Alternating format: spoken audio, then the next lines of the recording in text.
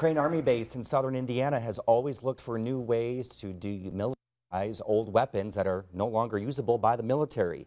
And one process takes smoke bombs and transforms them into fertilizer for plants. WTIU's Sophia Salabi has more. Megan House works at Crane Army's White Phosphorus plant. She's taking metal rounds filled with phosphorus powder and placing them into a machine. Over the course of about 45 minutes, the round is punctured and the white phosphorus is converted into phosphoric acid. Demilitarization is often associated with open detonation, exploding or burning old weapons to dispose of them. But Crane's White Phosphorus plant provides an opportunity to repurpose old weapons. You have an item in the inventory, you can't open air destroy it, how are you going to get rid of it? And you got to get rid of it. So that's probably where the process came up. Okay, can we come up and convert it to the phosphoric acid? Once a weapon becomes obsolete because of new technology or machinery, it gets shipped to military bases across the U.S. for storage and eventual demilitarization.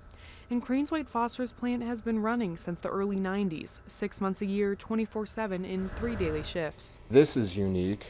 That WP plant is unique to Crane, unique to the Department of Defense, and it is the only facility that will convert white phosphorus over to phosphoric acid.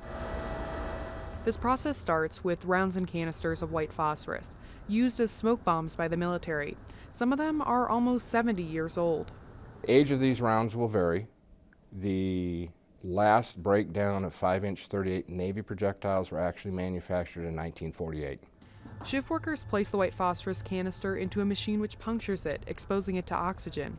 The white phosphorus catches fire, and the canister is pushed through a long cylinder, which is heated to about 1100 degrees Fahrenheit. As the canisters are pushed through, the phosphorus is pulled up into another chamber that mixes it with water, creating phosphoric acid. The empty canisters, they're taken to Bedford Recycling. The end product, the phosphoric acid that goes on to be fertilizer, is an important part of agriculture in Indiana. It's needed for the plant to grow and complete its life cycle, so that's why it's called an essential nutrient. And most soils have some phosphorus in them, but eventually it runs out because the plant takes it up.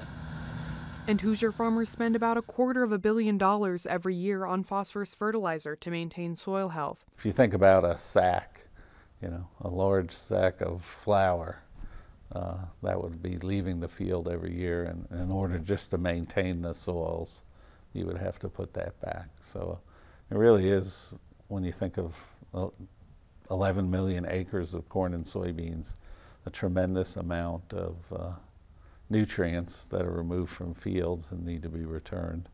Now, specialists at Crane are looking into adding capabilities to demilitarize red phosphorus at the plant.